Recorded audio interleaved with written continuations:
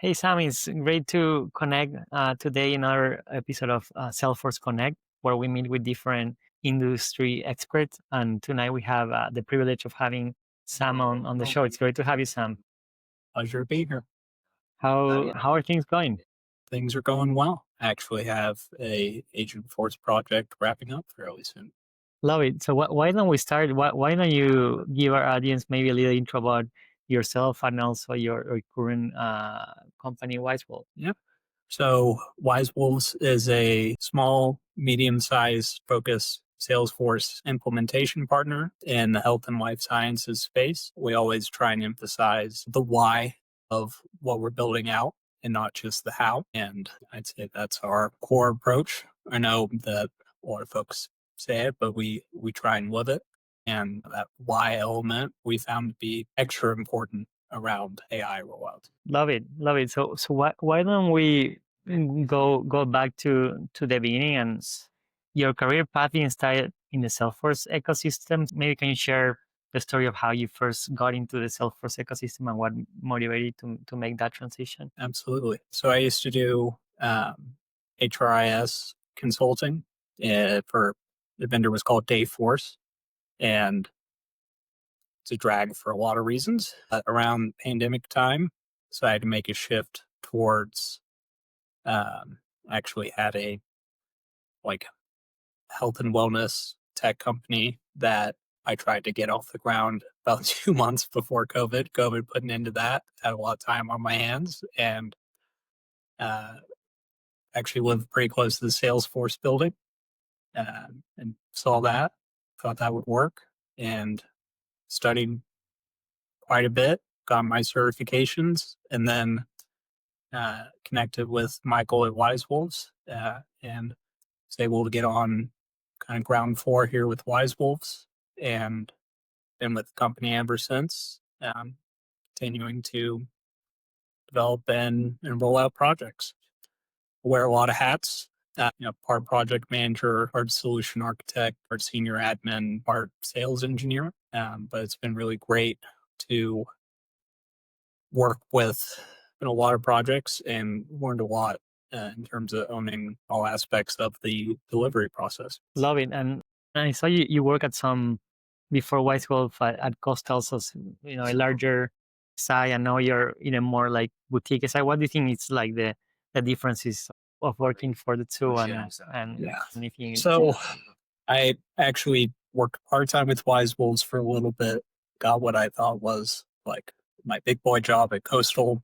And it is a really robust organization. I kind of got moved towards data migrations during my time at Coastal and had opportunities for more expansive activities and skill set WiseWolves. And I made the transition back to WiseWolves full time. Really appreciated it. And I think that biggest difference is, at a bigger company like Coastal Cloud, you might get staffed to 2 or 3 big projects and you're going to be pretty locked into those for a lengthy period of time. WiseWolves had opportunity to work with all aspects of the health and life sciences space that I can think of and got a lot of at-bats in terms of working with projects start to finish. Love it. So at WiseWolf, I'm sure you get to see many different companies and different Salesforce instances. What do you think are some of the most common mistakes you see companies make and how can it be avoided? I would say,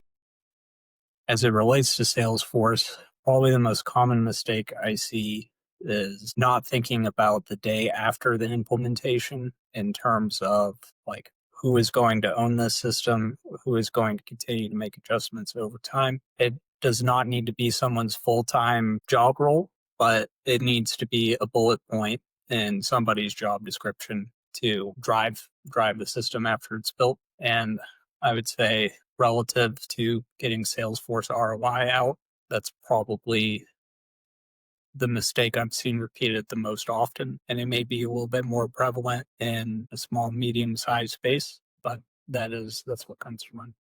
Can you maybe share a story about a project you enjoy the most or like a challenging Salesforce project that you work on and what are some of the learnings you had from it? Yeah, I'd say projects I've enjoyed the most, been able to work with some health tech companies that are truly product-led, engineering-led cultures. And in those product-led cultures, just have, I think, more opportunity for like retrospectives, ongoing learning, that feedback loop of let's get it out there quickly, let's get feedback on it, and let's adjust from there.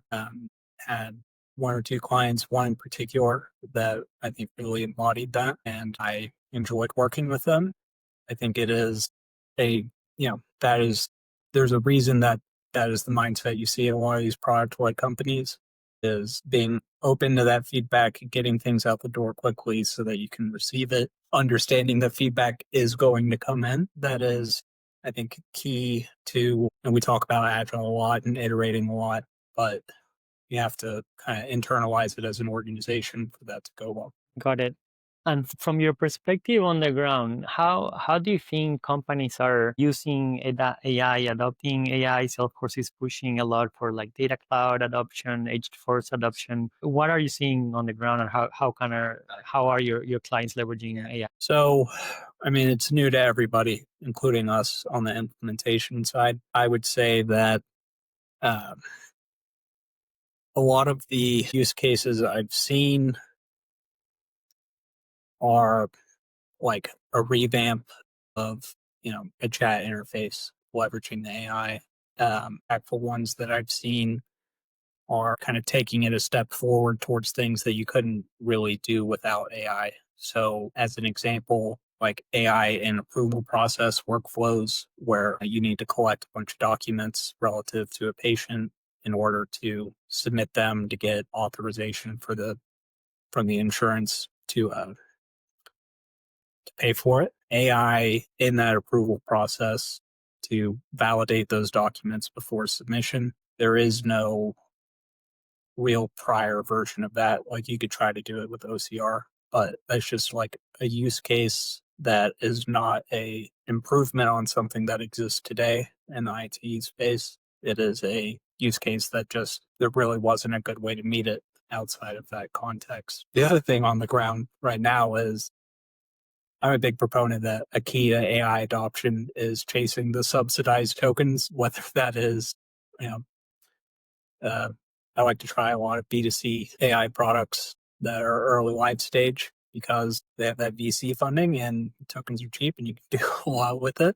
Where that applies in Salesforce lane now is with some of these license tiers where you have the unmetered usage, although what counts as metered and it does not, definitely takes a little extra analysis. But in those circumstances, you're able to get a little bit more into digital transformation because you're not having to stop at each design phase in the project to ask, what is the metered consumption cost of this use case? It's more, this is here, use it or lose it. Let's use it for as many things as we can. So, not the most like technical answer, right? But I'd say on the ground, the biggest thing I've noticed recently is when you're operating with the unmetered AI usage tiers, like that can very much so change the whole project to be closer to digital transformation type work, as opposed to we have a specific use case and we have a specific metered cost associated with it. Yeah, I think that's something Salesforce definitely trying to make better. The whole pricing component. It used to be a combination of like $2 per conversation and data cloud credits. I think now going to more of like the flex credits per actual things the agents complete on your behalf. So I think it's better than it used to, but still companies I think want to know how much I'm going to spend with this. So it's still a little. I mean, you spend decades with how many butts are in seats pricing model, licensing model, and the shift to consumption. That's a hard one. And even with those licenses, like as a rule of thumb, because I had to learn this the hard way, if you are launching the AI action through the Salesforce UI, that is unmetered. If it is like a programmatic launch, like a batch job, record trigger flow, or an external user, that is still metered. And that is a good rule of thumb that takes Salesforce a lot of words to express. In general, that is what is unmetered versus what is metered. for Agentforce. Absolutely. I know we were almost on time, so I want to ask you one more question. In terms of looking ahead with AI and new technologies, how do you think the role of Salesforce consultants will change in the future? Yeah, I mean, I think in a lot of customer like support use cases, not even just support, but like a lot of Salesforce strength is its ability to connect to a tremendous number of communications channels from a centralized place, and being able to layer AI on top of all those communications channels seems like where Salesforce could stand out and the direction I hope they're taking it. No, like they're working on the voice piece. That would be huge. Got a client now who had to build their own like outbound dialing AI. Salesforce didn't have one provided, but I think that is the direction, at least I'm hoping that things go in, and where I think Salesforce has a unique position to really capitalize in the AI space is that central one AI, as many communications channels as you can think to connect, able to feed into it. Awesome. Love it. This was great, Sam. Thank you so much for your time. How can the audience connect with you, learn more about what you do and more about WiseWolves? Yeah. Um, WiseWolves.com. My email is saml@wisewolves.com, but that is the best place to go for more information on that. And then you can track me down on. Awesome. I truly enjoyed the conversation, Sam. Thank you so much. Thank you, Alan.